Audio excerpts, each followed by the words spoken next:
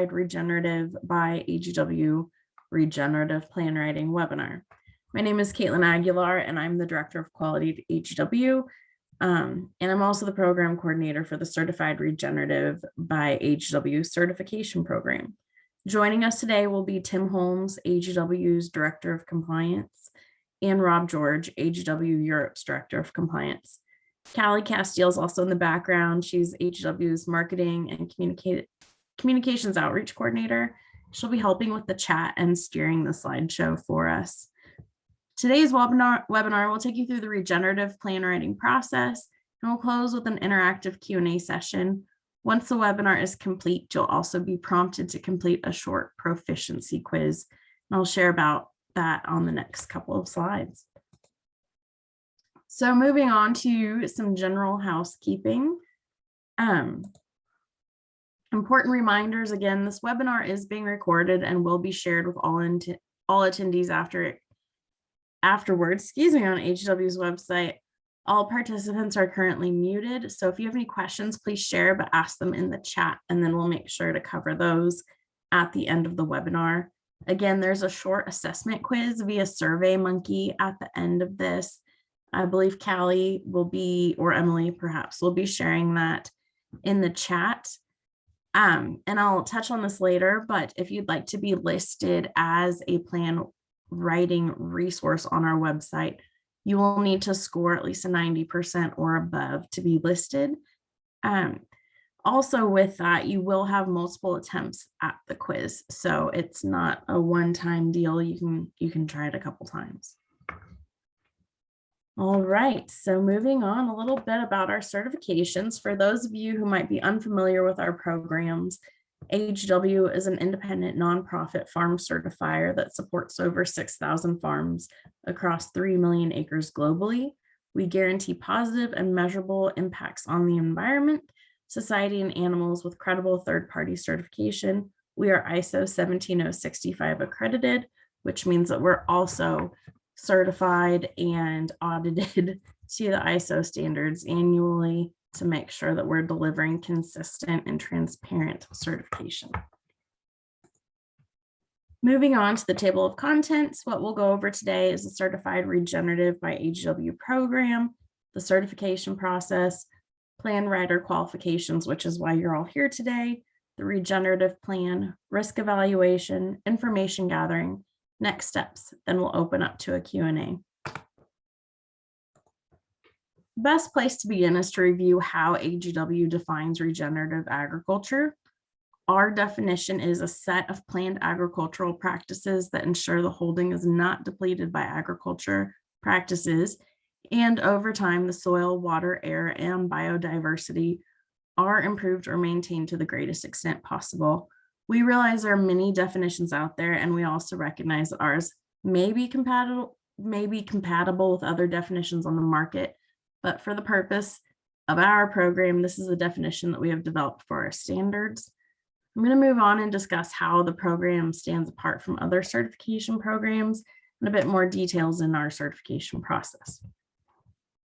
Some key features and benefits of the program. So while our regenerative program is underpinned by a strong foundation of standards and best practices, they're not intended to be prescriptive standards.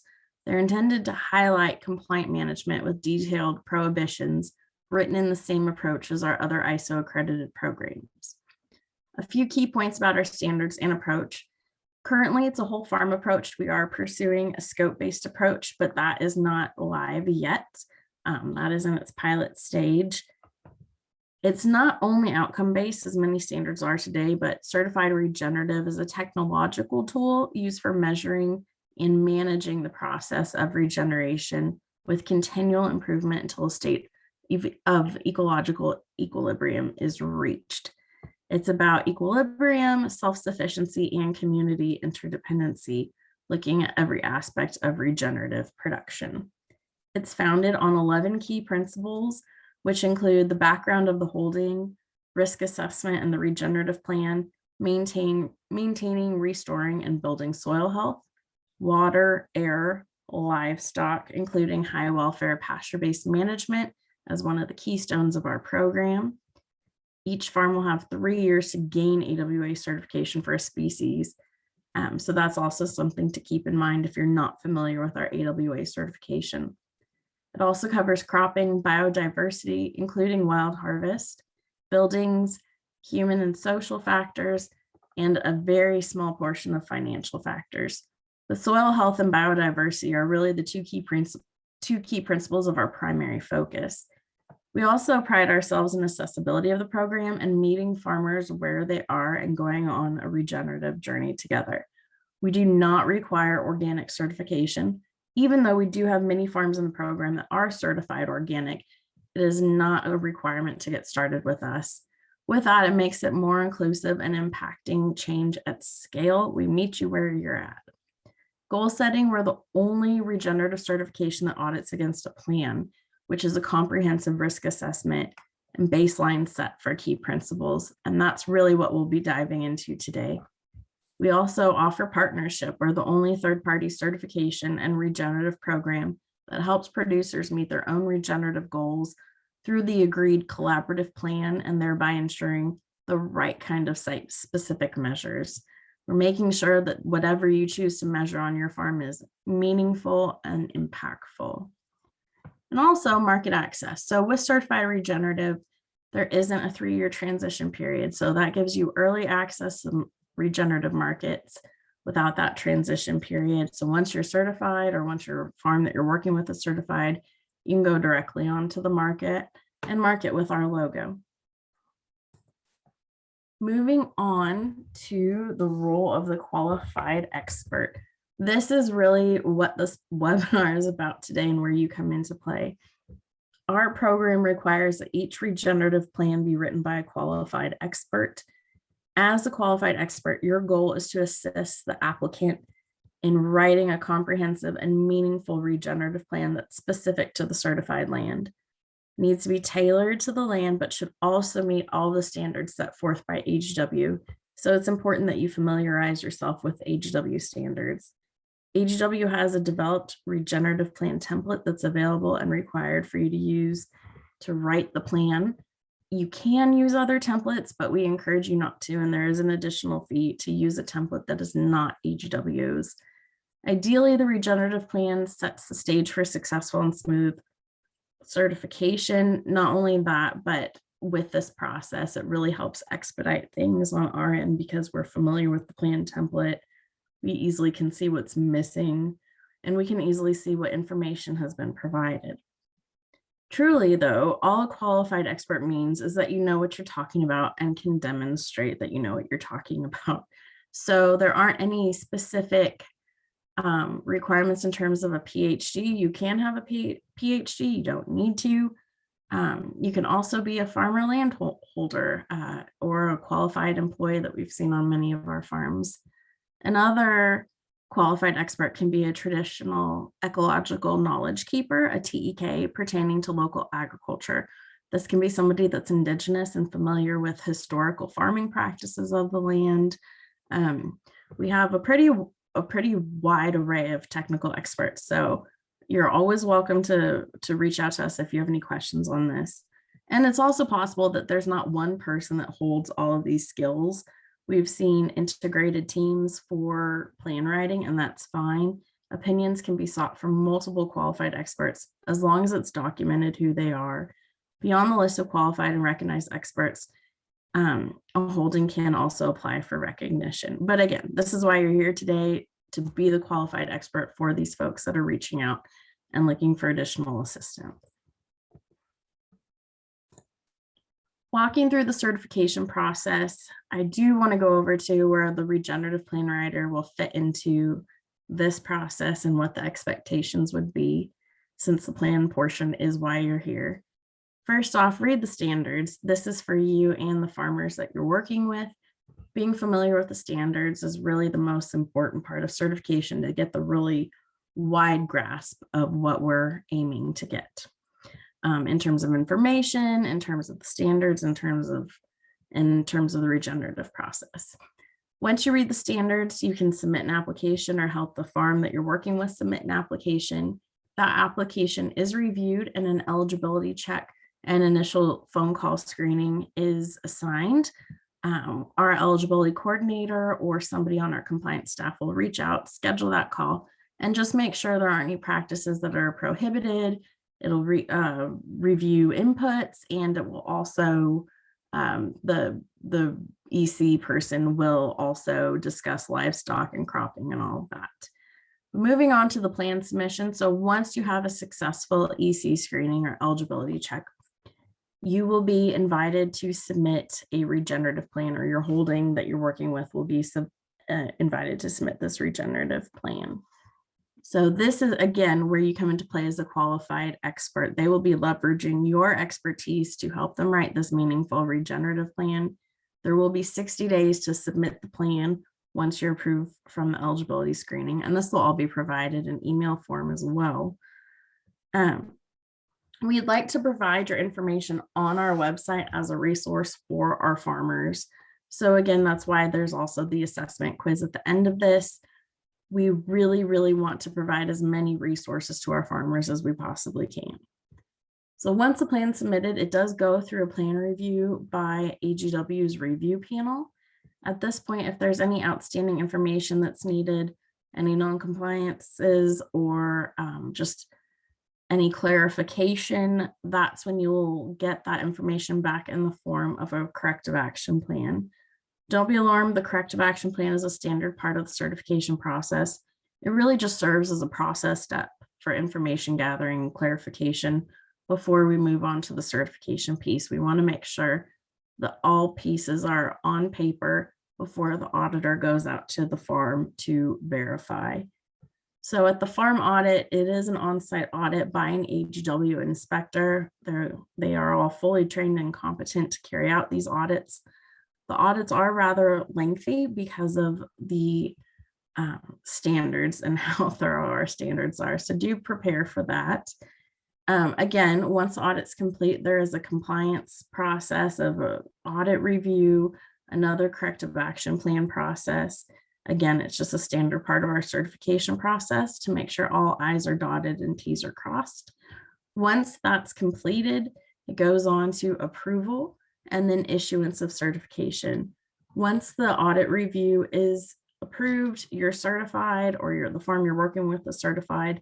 They get access to logo use, to our marketing and outreach team, and help with labeling, PR, and outreach assistance. So with that, I'd like to hand it over to Tim to discuss the regenerative plan details. Thanks. Thank you, Caitlin. And I'm going to start off with just a little bit of background information on the plan, and then we're going to get into more of the nuts and bolts. So one of the key distinctions of the Certified Regenerative Program is that it's the only one to audit against the plan. In this way, the regenerative plan is not only custom suited to the holding it covers, but it acts as a tool for measuring and planning change. The regenerative plan is based off of our Certified Regenerative Standards, addressing the 11 regenerative principles. It must cover a 5-year period, and it should extend for 10 years or longer.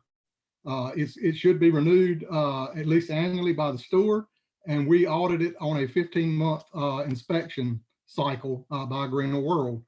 We look at things like soil health, air quality, water quality. We look at things like if there's a risk of, for example, high nitrate concentration, what's your plan to improve that as a reasonable rate? And if your water quality expert says 3 years to mitigate risk, then you show in your plan how you're going to do it and measure it. The beginning of the plan will need to include historic or known background of the holding and traditional stewardship of the land. Additionally, the enterprises and products sold will need to be included in detail. There are basically 2 sections for the plan, which are designed to fully address the holding as a system and also account for unique features of each holding. So we have the regenerative assessment part of the plan, which is a whole farm analysis of risks from farming activities and operations, historical, current, and future. And then we have the regenerative management plan itself, which covers the method, timelines, measurable results, and practices used to address any risk that you've identified. With other Greener World certifications, they require you to meet and adhere to program standards before certification is possible. The regenerative program, we can meet you where you are so long as you're meeting the baseline standards. and you put practices in place to be regenerative, then we can work forward to certifying you. This is possible because the regenerative program is a combination of planned and standards based. You're audited on the program standard, and the plan is unique to your holding to determine if progress is being made. This is how we determine the practices used on your holding to monitor, and they're agreed upon in the plan. So how do you start? Okay. So basically, the first step of the regenerative plan is to provide background of the holding's history, and this includes traditional stewardship. We provide a template, which Caitlin mentioned, which includes prompts at the beginning of each section and outlines the details needed to be included for a successful plan. You would want to provide information known such as management history, current farming practices. You would include diversified enterprises such as farm stays if you're doing that, where products are sold, future plans, and each plan would have a starting point, a goal, and milestone to each goal. And you can kind of see we're covering everything from crops, livestock, flora, and fauna. Okay, so what do we require? So one of the big requirements is we do require operational resource maps. Maps must document what's available on the holding. The required information is listed in the plan template as seen here. That's an example. And we do accept electronic links, so that's fine. We do have a link here for an example on how to do these. It's a very good tutorial that shows you how to walks you through how to label the maps, and all through Google, I believe. So it does need to include any streams and water courses, wooded areas, field and field uses, areas of biodiversity and any wild harvest sites, any projected maintenance or restoration areas, and any historical archaeological sites. So kind of the nuts and bolts of the plan. So what is being imported to produce or manage the scopes or areas of operations? So we're looking at your inputs, and we want to know everything that you're bringing in. So this would include things like seed, fertilizer, chemicals, equipment that you have available, labor that you have available, water, flora and fauna. Example, maybe you're using pollinators such as honeybees or something that are imported onto your operation. You would need to have all these listed under your inputs. So documenting the inputs in your plan. So you want to complete all the tables and include the crop inputs currently used. And this would include for fertility, manure, weeds, and pest disease control. So it should list all the inputs that are used on your holding in the appropriate section. If any inputs are used on and they're restricted, and you can find this in Annex D in the standards, and that has a list of prohibited and restricted inputs. You would need to basically document, why they're being used and what you're doing to mitigate their use.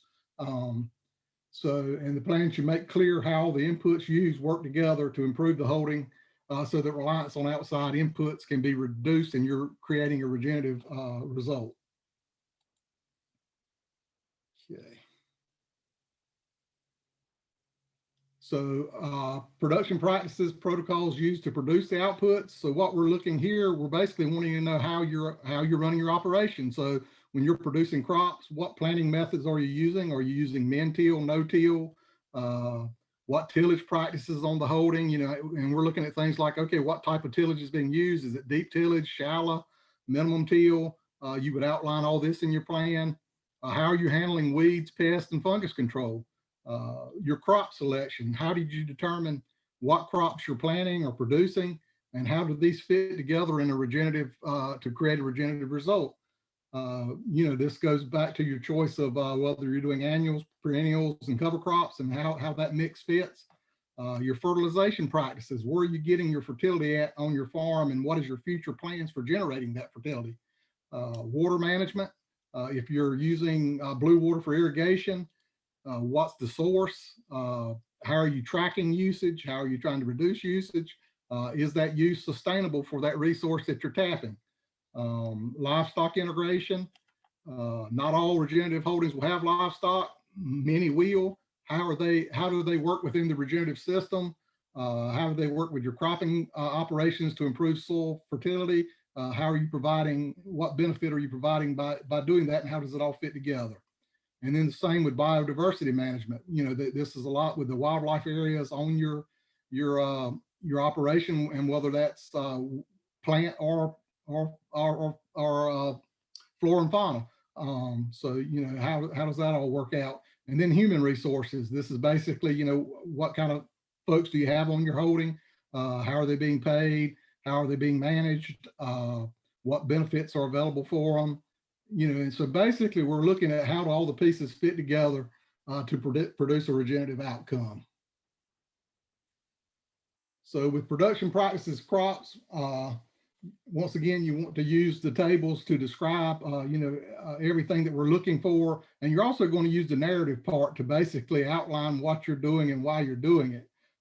So, you know, we're looking, as I said before, you know, your tillage, your planting methods, your crop selection, your cover crops, details on manure storage, for instance, if you're bringing that onto the farm. So how are you managing so that it doesn't leach or run off while it's stored, and also once you apply it. So we're looking at things as how you're managing that, and how are you balancing your imports and your exports, and the use of cropping practices helpful to identify risks, which we'll get into a little bit later.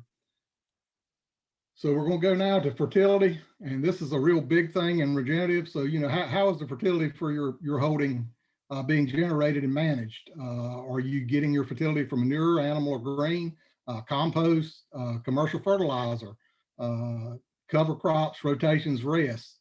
You know, we want, the goal of regenerative is to generate as much of this as possible on your holding. So how are you moving toward doing that? So we go to water. Water is a big issue. So what we're looking at is water use on the holding. Is irrigation used to produce crops? If so, what is the source of water? How is this use being monitored? And the plan needs to detail how the use of water on the holding is regenerative. So you've got to make sure you're not using a resource that's being depleted and not recharged. In other words, are you using up that resource, or is it a resource that's regenerating itself and you're only using what can be restored? So you'll need to be able to monitor this. And in some areas of the country, this is really easy to do. In other areas of the country, it's not as monitored, but you'll need to track your usage and justify what's being used and how. So we go to livestock. So the plan should detail if livestock are part of the holding, how they're used to create a regenerative outcome. We're looking at your pasture selection, your rotation practices. If feed's brought in for supplementation, you need to be able to justify it in your plan, and what practices are being implemented to lessen the reliance on that. We do understand with omnivores such as pigs and chicken, imported feed may be needed. So what we're looking for there is how does the importation of the feed balance with the fertility benefit from the manure generated. With your livestock enterprises, we're looking for the breed, the housing, the number of animals, feeding details, veterinary procedures, medicines used, pasture. We want details on how the animals or animal products are sold. If you have rented or contract livestock come onto your operation, even if they only spend a portion of the year on the holding, it needs to be in your regenerative plan. And also just a reminder, regenerative inputs are not limited to crops. There are some veterinary inputs that are also included, and you need, if you're using some of these restrictive ones, you need to be able to justify why they're being used. And we do want any history of inputs of feed or anything that's brought onto the land. And of course, you'll have a livestock management plan for the species you're certifying, which we have templates available, and just contact us if you need those. They are on our website. So another big part of the plan is biodiversity. So this plan should detail how the flora and fauna is being managed on the holding. You know, what we're looking for is what flora and fauna exists on the holding. Is there any sensitive or endangered flora fauna on the holding? And what's your goal in managing and developing this biodiversity? Consideration should be given to the impact that farming has and how the risk to the biodiversity can be reduced. We do want a list of habitats on the holding and how these can be protected. And if they can be expanded, that must be included in the plan. Any sensitive flora and fauna should be indicated in the plan, and a plan for the protection of it. And if you need more rows when you're doing this, then what's available, you can add those to the tables that we have in the plan. And habitat improvement must be addressed, and we're looking at habitat type, current habitat conditions, quantities were known, species protection methods if applicable. And if you're doing wild harvesting, we want the practice, it needs to be described, and you need to show that you're harvesting it at a rate that you're not depleting that resource. And then of course we want any aquatic and water course habitat restoration plans should also be included. So now that gets us on to the human factors. So, what we're looking at is how much human participation takes place on the holding. What are the jobs done by the people on the holding? What hours do they work? What benefits are available? Are they paid a living wage? Once again, we have on our in one of our annexes, we have a link that you can go to determines that. We do use a single person figure for that. And then we're looking at basically how are grievances and disciplinary matters handled, worker safety, training, what's provided. So we're looking basically in general at the roles of people on your holding. Part of it's a health and safety risk assessment that you'll undertake, and how are any risks being negated. And once again, Annex B provides multiple resources for calculating living wages in general locations of the country. And then we're also looking at society and community factors, such as, what kind of outreach does your holding do? Are there any tours, education days, or other offerings? And if so, they should be addressed to give the full picture of the social impact of the holding. So, and the last but not least is infrastructure. So this is operational resources. What infrastructure is available on the holding. You're going to be doing a lot of this in your maps, but you're also going to be, this is what's available for the holding to operate regeneratively, basically. So, buildings, land, farmland, woods, pasture, wildlife habitat, equipment, water resources such as wells, ponds, rivers, canals, and then last but certainly not least, the people. And as part of the infrastructure and managing things, recycling should be an integral part of the holding. We're looking at ways to reduce waste, and considerations should be given to packaging and plastic wrap and things like that are used on your holding. So now that you have all the information on the standard requirement, I'm going to turn this over to Rob, and he's going to cover risks, which is a major part of the regenerative plan. Thanks, Tim. Yeah, I'm going to go over risk assessment and the establishing baseline metrics. And if we take a look at the first slide, we'll see what we're going to cover, and that's what is risk, why do we need to evaluate it, and how do we measure it. And if we go to the next slide, we'll see just straight in an example of what can happen on farm when a risk to something is high. And but first of all, what is the risk when considering the regen standards? And in simple terms, it can be defined as something that happens negatively, has a negatively effect on soil, water, air, land use, cropping, biodiversity, and humans. So it's anything that you do on a farm, or the farmer does rather, that has a negative effect. And in that picture we can see in the on the slide, it just basically shows it's a river that's been contaminated with soil from the growing of potatoes and corn upstream of the river. The fields were joined to the river essentially right at the bottom of the fields, and with a lot of rain during winter months, and the soil left bare after harvest of the potatoes and corn, the soil ran off into the river and disappears down the river, and obviously it's very bad for aquatic habitats and also with losing soil. So this is the sort of thing that we obviously don't want to see, and one of the things that we look for when we're assessing risk on the farm. So if we look at the process on the next slide, we'll see basically how we go about it. So you can see the graphic there. It says we essentially assess and we continue to reassess high risk actions on farm practices rather, and then we create changes or the farmer does create changes to mitigate those risks, i.e. to lower them, and then we check to see if those new practices have reduced the risk.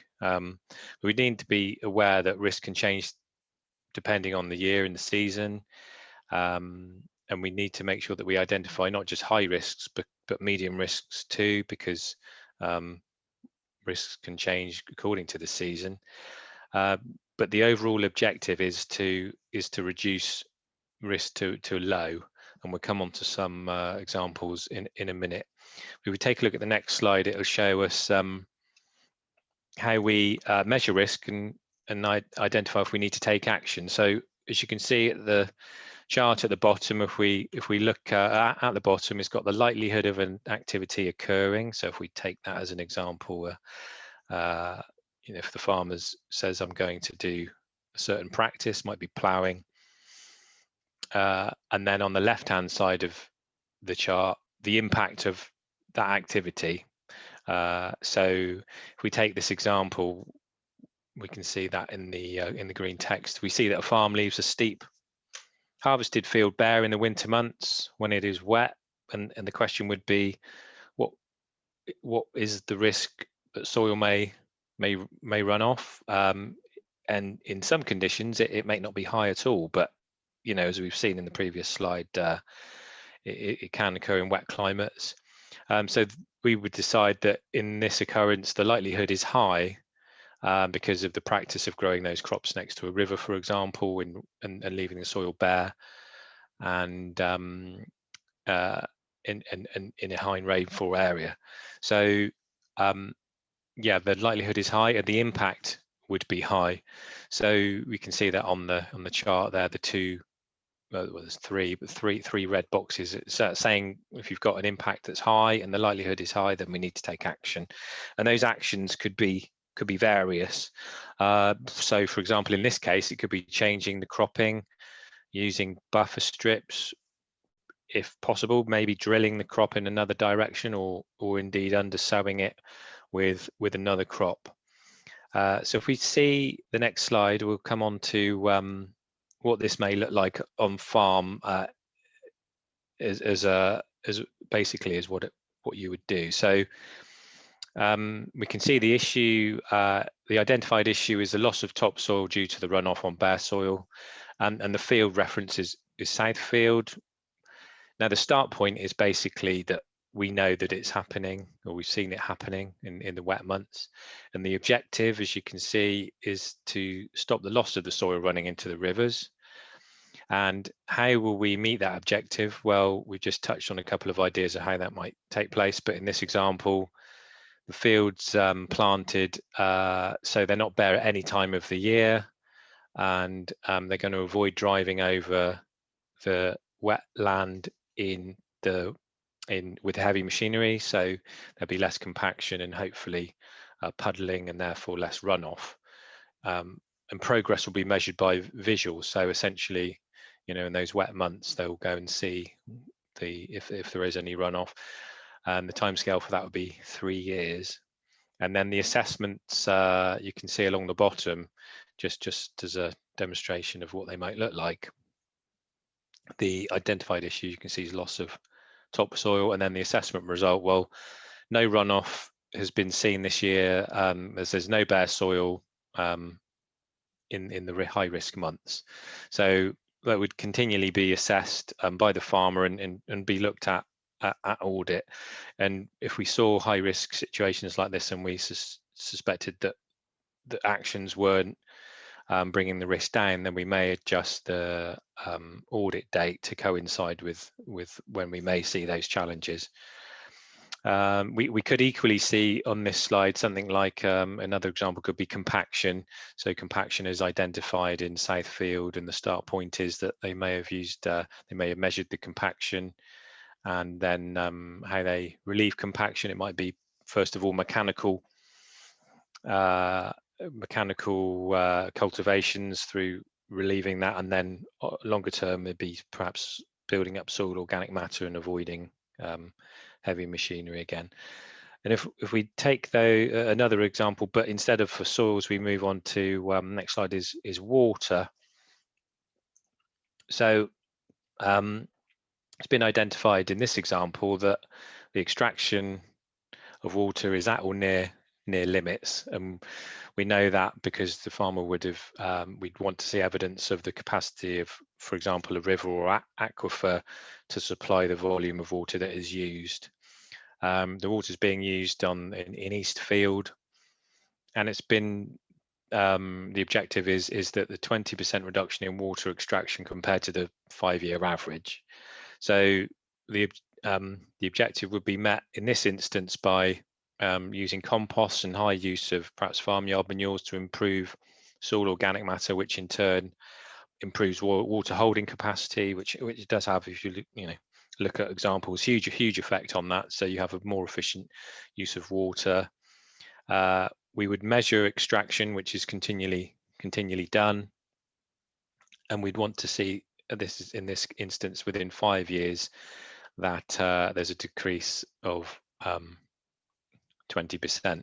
So again, these are examples. There are an infinite amount of scenarios within them that could happen, but it's just to get an understanding of what that might look like with water.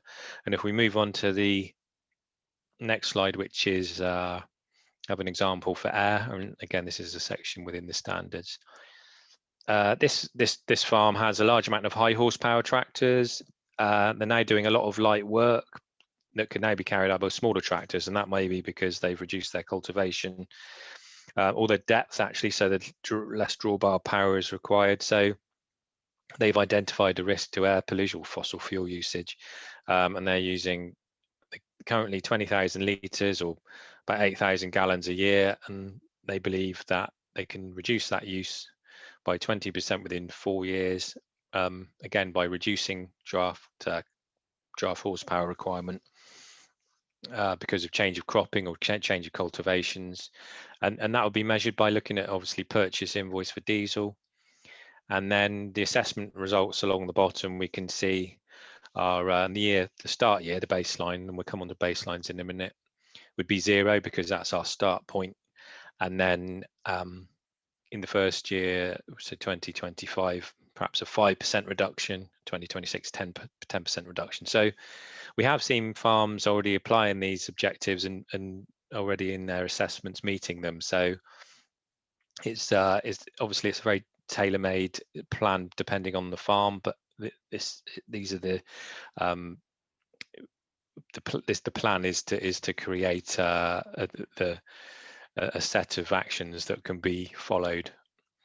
And if we take the next slide, we'll see Tim touched on that, showed some examples of the farm template, plan template, and this is what it might look like. And we've touched on depletion of organic matter. So in this example, we've got that on the risk and source on the left hand side, and the location or map. It's been identified that the risk, if it was to be continued, is high because of all the frequent cultivations and that have been happening on the ground for a long period of time. The objective is to increase the soil organic matter, and this farm's decided that they're going to do that by taking the field out of annual cropping and put it into perennial cropping. So that could be a cropping field into maybe a hay field or something like that. And they're going to test the soil every 3 to 5 years, which is frequently enough for soil testing of such a thing, because the changes are quite slow of organic matter. And we can see along the bottom there assessment results, and that's just to show. I'm sure in reality it wouldn't be quite so clear cut. It was 2.7, 2.8 and 2.9, but it sort of shows the point. One of the important things to consider when doing this is to use the same laboratory, so you get the same testing method, ensuring that it's consistent when you have the tests done. So that kind of covers the risk section, and we're just going to move on briefly to baseline metrics, and this is one of the key parts, and Tim touched on this, and I did in the previous slide. So it's important to establish a baseline, and it's important to understand what is possible for the farm. Once you've taken the measurements of where the farm is now and where it could get to. So once we establish a baseline of, for example, soil organic matter and where it is at this point in time, we then need to consider creating goals, and the goals are we believe that we could increase soil organic matter by X% when considering the soil type, the weather, the climate, and the cropping by a certain period of time. And this is where it's useful to seek expert advice if required, because it can be quite challenging in some instances to understand what the soil can do. And we've had some farms that test the soil for organic matter in actual fact uncropped areas, because they're the identical soil type. It's the same soil, but it hasn't been under any cropping. It's just sort of sat there with crops, grasses or whatever it might be on it for forever, and it can provide an insight into what the soil, for example, in this case, organic matter may be able to obtain. Typically, it's a few 1 or 2% more than what we've seen in crops, but that's not to say that they could be even higher than that in some soils. So between having the baseline and the creating goals is milestones, and these are sort of goals or milestones on the way to the end point. These would be typically every 3 to 5 years if we're looking at soils. It might be every year depending on what we were looking at. Worm counts might be every year, for example. And it's important to have milestones because it provides us with an insight into if we're moving in the right direction. And in theory, they should go up each year or move in the right direction each year. And if they're not, if there's a period of time when in actual fact they're not changing, then it would be worthwhile either potentially amending the goal because it may be unrealistic, or changing the practices in order to improve the chance of achieving the goal. Again, it would be worthwhile taking expert advice if it was needed on that. But some of these things don't have to be really complicated. If we take a look at the next slide. So regarding biodiversity, some farms carry out ecological surveys. So this is with a professional company coming in, and you just let them get on with it, and they carry out bird, mammalian counts, sometimes reptile counts. They look at also plant life, typically taking a look when the plants may be in flower and such like. That's not to say everyone needs to do that. We have people who just do simple bird counts and mammalian counts along with any unusual plants of note, which we have found that farmers are typically in touch with some of the things that they see on their farms, or if they don't see them, they understand that they have seen them in the past, or their neighbours got them who may be farming differently to them. So they're equally as important. But it is important to, when you do these, to assess it at the same time each year, and important to also understand that change can take time. If you plant a load of trees, the birds won't suddenly just arrive. It takes time for them to, first of all, they need to find them, and secondly, they need to make sure that the habitat's generally safe for them where they may live, and if there's enough species there to provide berries or nuts or whatever it might be, and that there's no alternatives nearby. So it may take, if there are, it may take time for the population to come in. So those points are worth noting. We're just going to do a recap with the next slide. So conclusion of risk is basically we identify risks in order to identify those practices and actions that may have a negative effect on the requirements of the regenerative standards. The risk matrix chart helps assess this risk. Once high risks are identified, practices should be changed in order to make the move to a lower level of risk. And it's important to prioritize changing those practices with the highest risk in the first place. If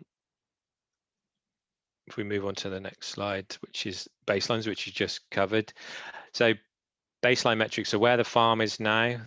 The milestones are the journey towards the goal, and the goals are what we believe the farm can achieve. And that is the last slide. Thank you. Thanks, Rob. I just want to touch on information gathering for all of this because details really matter for this plan, especially what's being put in writing.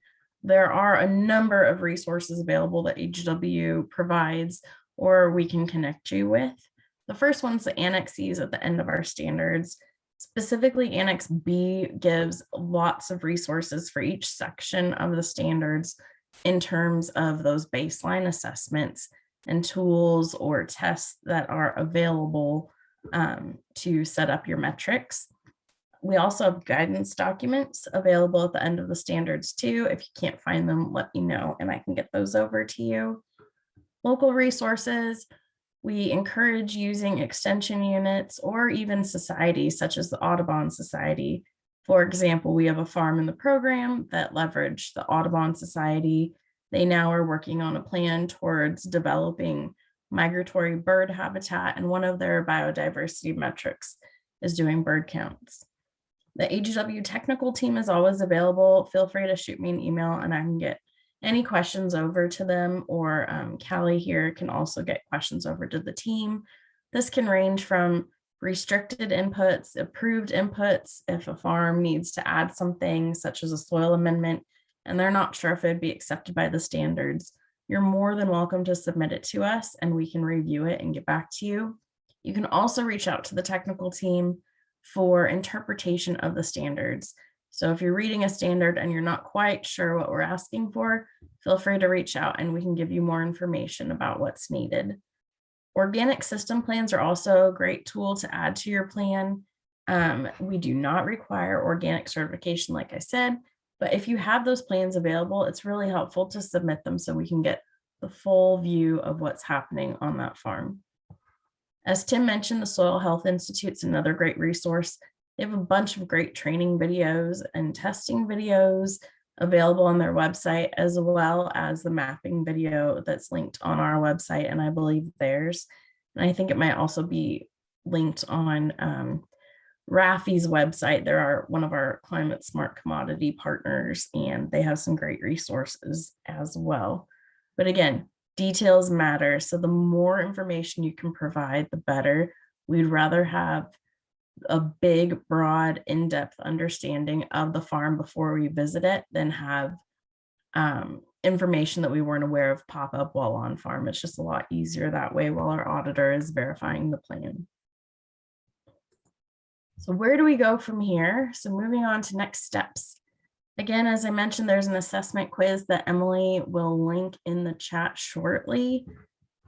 This quiz is necessary to be listed on our website. So if you have scored 90% or greater and would like to be recognized as a qualified regenerative plan writer, please email, info@agreenerworld.org with a copy of your resume.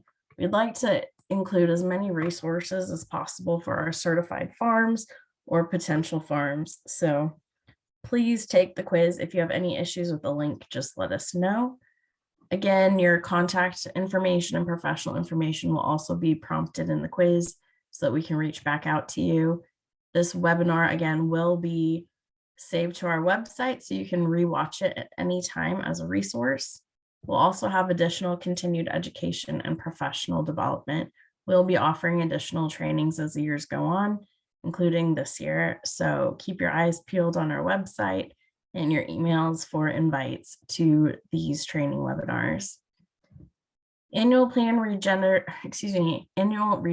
plan updates. So as you're aware, we audit on a 15-month cycle. However, 10 months post-audit, the farm will be prompted to submit their annual plan updates. Whether you want to be part of this process as a plan writer with them or not is up to you, but that is a requirement of our certification so that our review team can take a look at any changes to the plan prior to stepping foot on farm at the next audit. And that 10-month post-audit window gives us enough time to get those changes reviewed and get everything squared away before we have an auditor back out on farm. So with that, thank you for attending today. I'd love to open this up to Q&A. So if you have any questions, please feel free to put them in the chat. Thanks.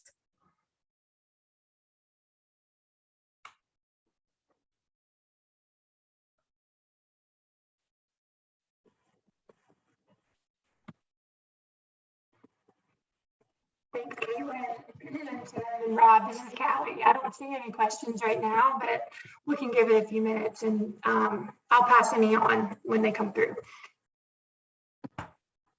Sounds good. I also want to reemphasize, if you can't access the SurveyMonkey assessment quiz, just let us know and we can get that over to you. It is a requirement and you will have multiple attempts at it.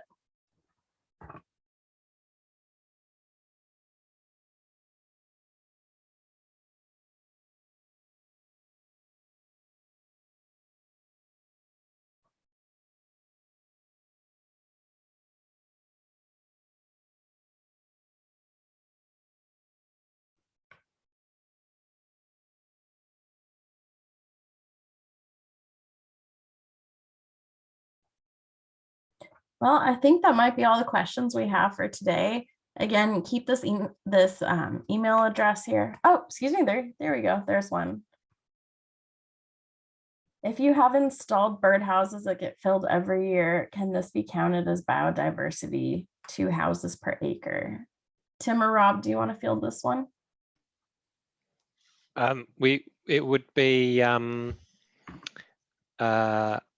yes, we could. Basically, yes, we would want. We're quite happy to see bird boxes up. I mean, it's not a replacement for habitat improvement, but it is a very good addition to such things. And we're quite obviously there can be restrictions with putting birdhouses on certain buildings, so we're aware of that too. You know, for example. Buildings in the preparation of food, for example. So, but no, we would certainly be happy to see that, because it's all contribution to helping wildlife, basically. So yes.